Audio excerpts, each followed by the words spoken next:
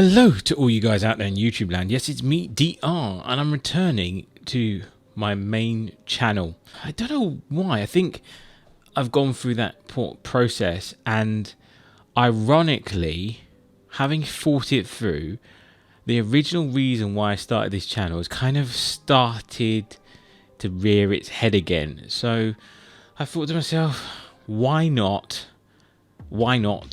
post a video? Why not start the ball rolling with this channel again for the original purpose that I set out, which was purely a selfish one. So if anyone wants to join me for this journey, you're more than welcome to.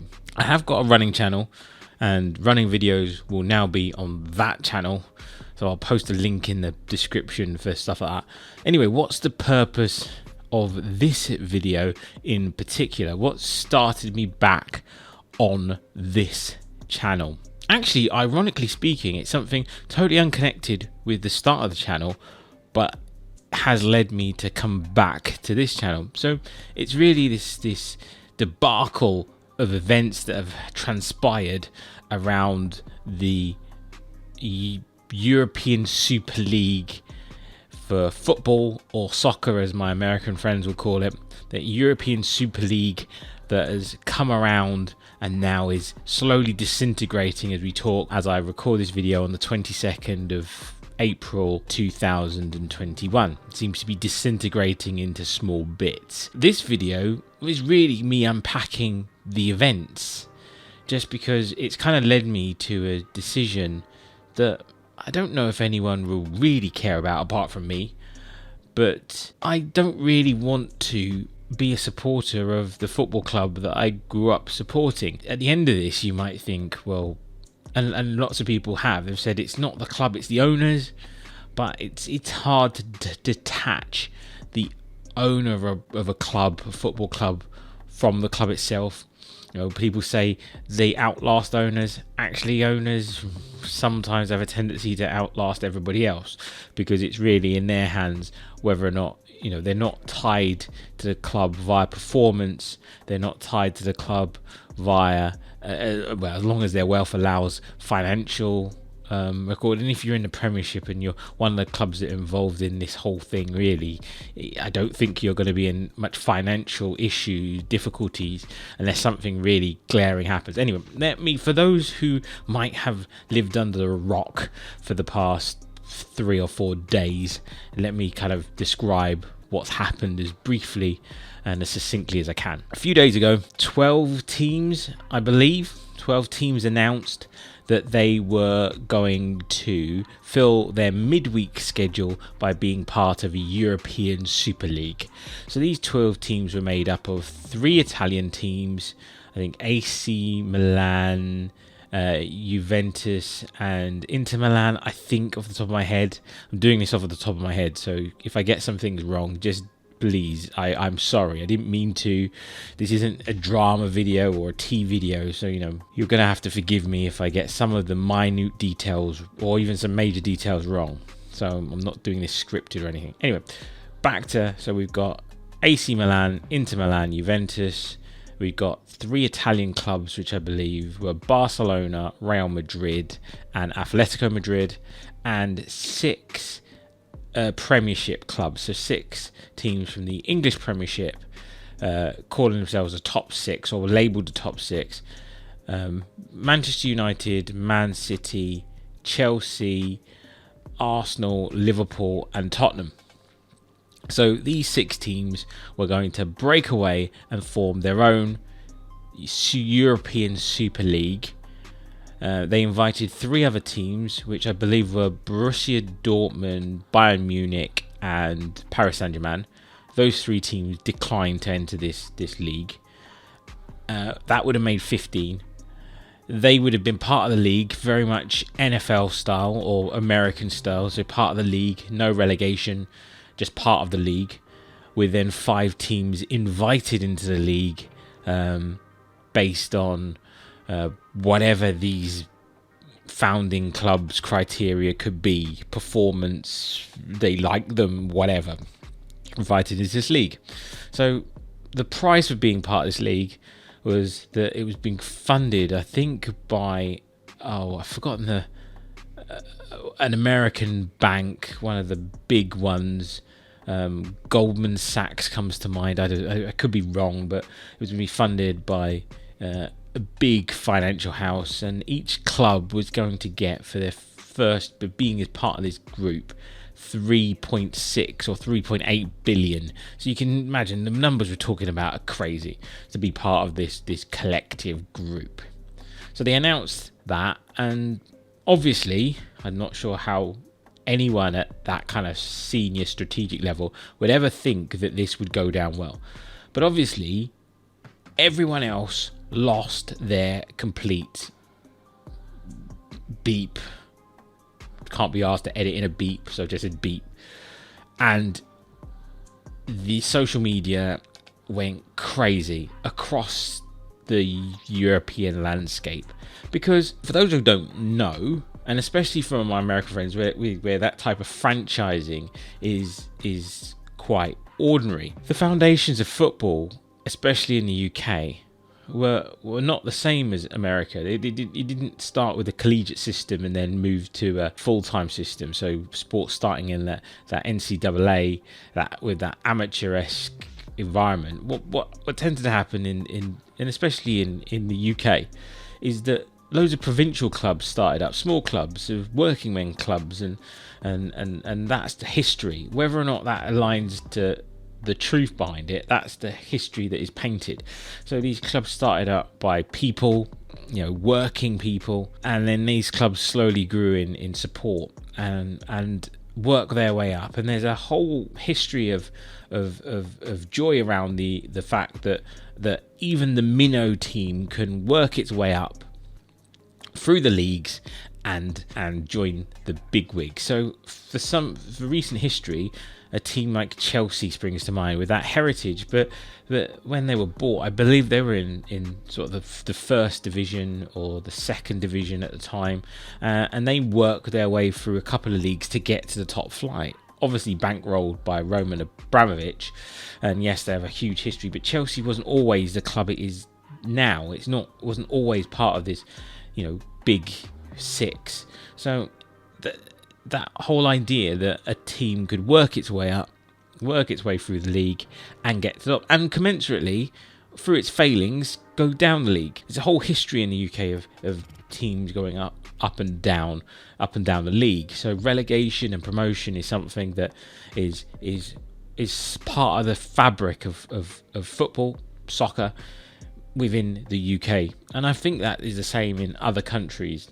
I'd say that, but also the fact that unlike the NFL, where there is a degree of parity amongst the teams because of the way the NFL has shared its revenue, and you've got some rich teams like Dallas Cowboys in big television markets and the LA teams in big television markets, but there's a degree of parity because of sharing of the financial revenue from television sales, etc.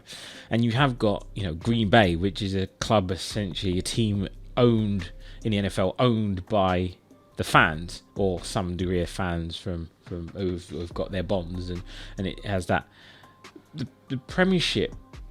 The big teams were really did prop up the little teams, and I'm not in a mutually beneficial way, I think, in terms of so the revenue that was generated by teams like Liverpool, Arsenal, Tottenham, Man United, some of that did cascade down.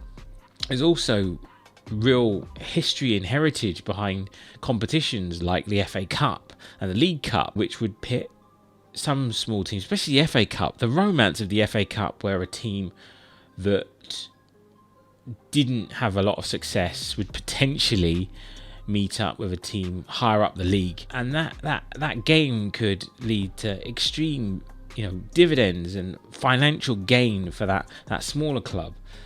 The fact that was being disrupted really, really, really impacted people, and it felt very duplicitous. And that's the kind of nutshell of why I'm back on this channel. It's to explore the things that happen in the day-to-day world.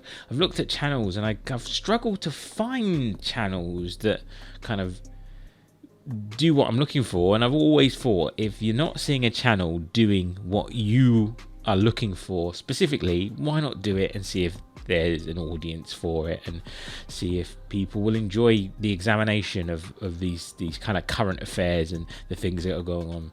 From someone who, and I put my hands up, I have no ball in the court. I have no, I'm not a philosopher. I don't really consider myself an incredibly intellectual person either. From my perspective, this is really just a bit of stream of consciousness about this and just unpacking the situation in my head. And fundamentally, this whole shebang, with all the things I've talked about, taking these big clubs away from these little clubs and supporting where they come from a league perspective, was incredibly selfish of a decision. Also, taking away the financial support that these big clubs gave to these little clubs was again something that really didn't sit right with me. Potentially taking away the ties that I've really enjoyed. So watching some of these big clubs potentially get beaten by smaller clubs. Something that really left me feeling a bit is that these big clubs would definitely have youth systems and succession planning for their athletes, so where they brought in new athletes. But a lot of the athletes in these big clubs were developed in these smaller clubs, and what would happen? What would happen to them? A lot of football teams are really struggling with the pandemic. So the timing as well of all of this, it was just ridiculous. I didn't understand it. For someone who, and I'm not a massive soccer fan, it just left me feeling a bit numb to everything. It just left me feeling, and there's going to be people out there that are going full circle to say, what did you expect from a group of billionaires far removed from the average football fan? What did you expect? What did you expect them to do? What did you expect them to do? Anything different than they have done, living in ivory towers away from the day-to-day struggles of people on the ground? What did you expect, DR? What did you think they would choose? Especially if they're familiar with an American system that works in America.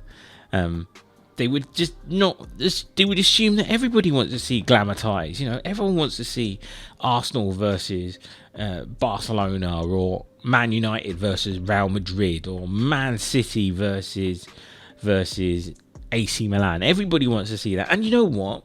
They do. But what's really weird in all of this is that currently happens in the Champions League. The Champions League is a competition where the highest ranking teams in a league in Europe all get pitted together. It's where that already happens. We see those ties, especially in the later stages. We see them. But it was just literally a decision made by people who have so much money that they just wanted more money. And this was an avenue to get more money. And it was just left me feeling a little bit cold to it all.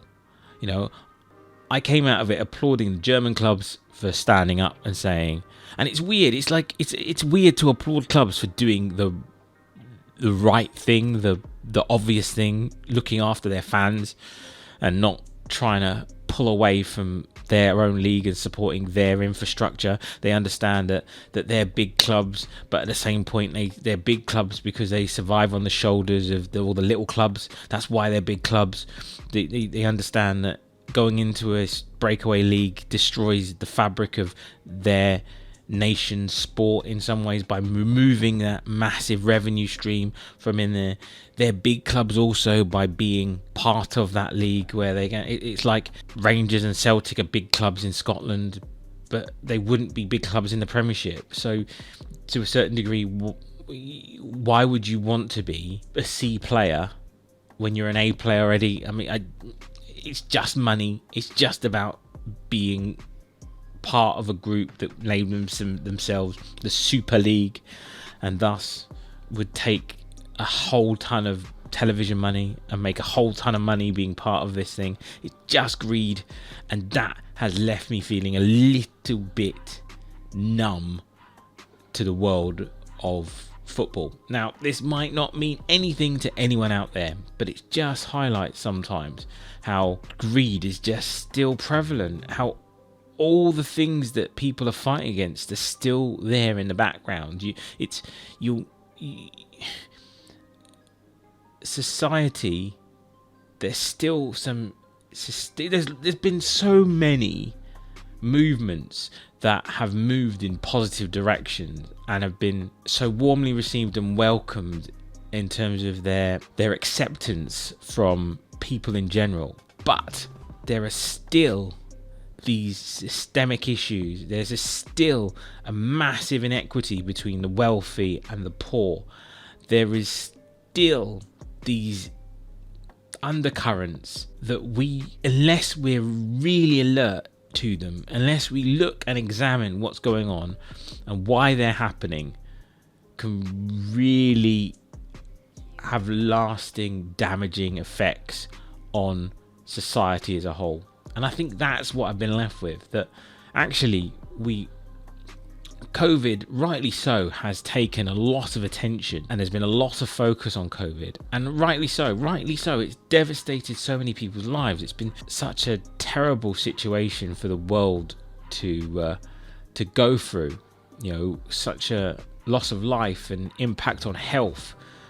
But at the same point, let's not drop the ball on some of these other things, because we need to really just be mindful that the war isn't won on so many different issues, and it'd be so easy to be ambivalent to these.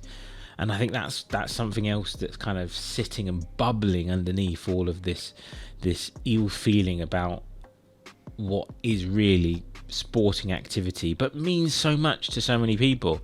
And in this environment, the fact that was being taken away as well meant that people protested in droves. So as I said, it's just left me feeling like, maybe there's still stuff to be done.